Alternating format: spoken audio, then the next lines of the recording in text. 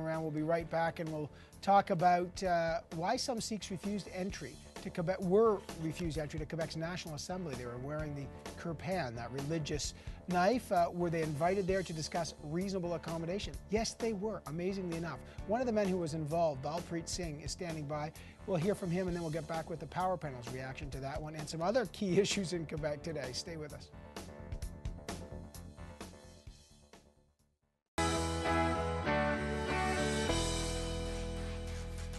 Welcome back to Power and Politics. A group of Sikhs were denied entry into Quebec's legislature yesterday. Why? Because they were wearing the kirpan. That's the religious ceremonial knife. The irony is they were actually invited to the legislature to attend hearings on a reasonable accommodation bill that would deny government services to Muslim women who cover their faces. So what does this incident actually say about reasonable accommodation in Quebec and in Canada?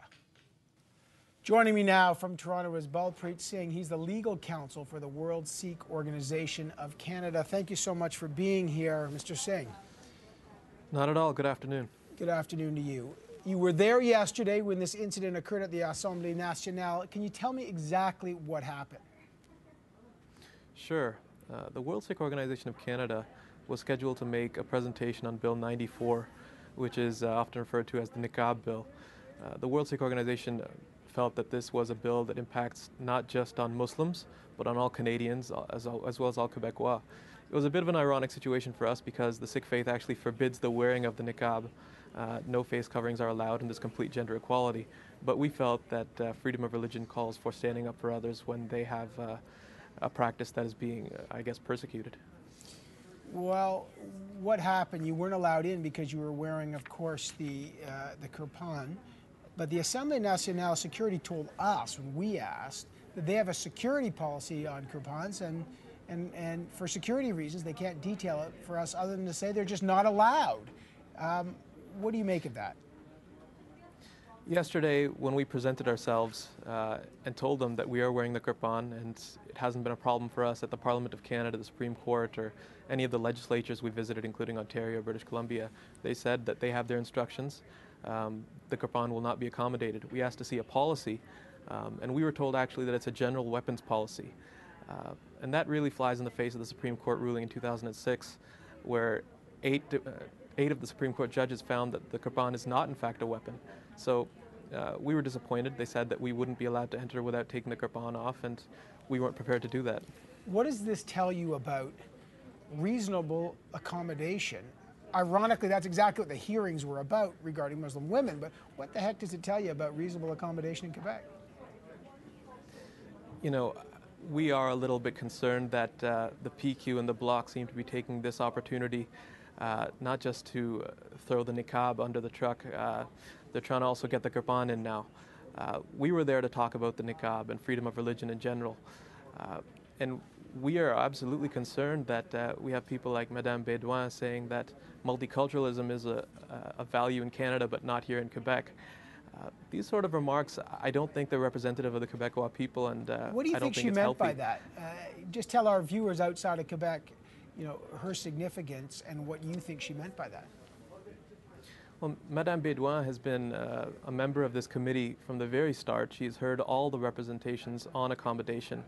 And to have her say at the end of all these hearings that multiculturalism is not a Canadian value, it's a Canadian value but not a Quebecois value, it boggles the mind. I mean, multiculturalism is a functioning system here in Canada. Perhaps she has laïcité in mind from France, but if you look at France, you have social stratification, you have ghettoization. It's not working. I don't know why she would be targeting multiculturalism. It shows really what the intention is. It's not just the niqab, it seems to be a lot more. By the way, we asked for Madame Bédouin to come on our show today, and she declined. But very interesting. We'll see what happens. Just last question. Do you think you'll be able to enter the Assemblée Nationale with your kirpan in the future? We're hopeful. Like I said, the Parliament in Ottawa, the Supreme Court of Canada don't seem to have a problem with it. We are going to try and engage in a discourse with those responsible for the decision. I guess the first problem is that we haven't been told who made the decision. We asked, but they refused to give us an answer. So we're going to get to work on this, and It's really an important thing for the Sikh community in Quebec to have access to the legislature. It's a part of being a citizen, and this will be addressed by the World Sikh Organization of Canada shortly. All right, I want to thank you, Mr. Balpreet Singh, for coming on. Appreciate it. Thank you. So that's one of the political situations in Quebec today. The Kirpan, there's of course the Bastarache Commission and allegations of tampering with judges, and obviously the Premier Jean Charest was waiting for a decision. He got cleared on that. Let's bring the power panel back. Ian Capstick, Tasha Karen, and Martin Patriquin are back. Martin, this is Quebec. This is in the wheelhouse, pal. So let's start with you. How did this Kirpan business play out there? What's the follow to that? One of the things that drives me nuts about this industry is that certain things get rolled into everything else, and all of a sudden you have a reasonable accommodation issue. The fact is this is a security issue.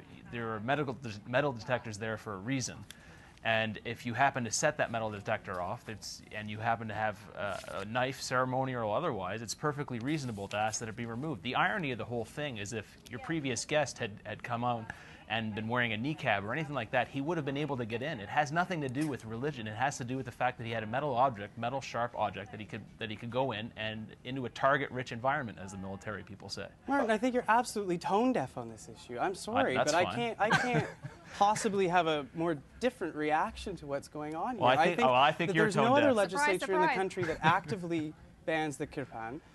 It's not banning a Kirpan. They did. You banned 4 individuals who the Quebec government invited to speak at a committee. They were banned from entering the place. This is a failure of the committee clerk not to realize that these were baptized Sikhs who have to wear the 5Ks at all times. There's no necessity to have them remove it. Navdeep Bains, Liberal member of Parliament here, wears it in the House of Commons. Dalton McGuinty suggested he has 2 members. Just hang in there. We talked to Navdeep Bains. Let me show you actually, and Martin, check this out. This is because Navdeep Bains, Liberal MP, wears this in the House of Commons, and he says this to us today.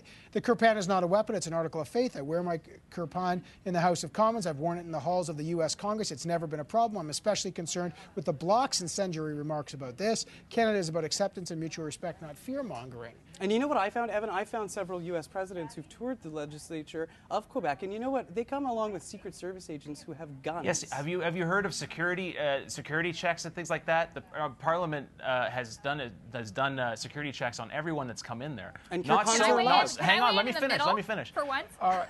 Okay. So Martin wants to finish this. Go ahead. Let me finish. Not so for the 4 individuals who tried to get in today. I'm sorry, there's a difference there. It's apple and oranges. That you're comparing a gun with a Kirpan is ridiculous. I'm sorry, it's not the same. It's not the same, but the point I want to make is I come down the middle on this because they were invited to speak, and this just goes to show that if they were not going to get in with the Kirpan, someone should have advised them of that fact. Would have been possible to hear them from outside the legislature with a video camera or the committee displacing itself, or who knows? But they could have been accommodated, in other words, so they could present. But what it goes to show is that Quebec and the clerks, and unfortunately a lot of the civil service in Quebec, don't think that far and realize that, oh, we're going to invite people of a different faith who may have something in this case that will set off our security. But we cannot begin to suggest that the Kirpan is even a security risk, because it is not. It is about as sharp as a butter knife. There is no reasonable suggestion that you could have expected the 2 women and 2 men who showed up to use it as a weapon in any way, shape, or form. But it is surprising. This has become a hot-button political issue, and Martin, you don't think that this should actually be debated? It shouldn't be rolled into everything else. I'm sorry, it's a completely different issue. It's a security issue, point final. Well, I don't know. It's clearly not point final here, but let me show you today a real quick go-around on the big political story in Quebec outside of the Kirpan was Premier Jean Charest being absolved by any wrongdoing by the former Supreme Court Judge Michel Bastarache. Tables his report today about influence peddling and judges. So Charest's cleared. Here's what he had to say today.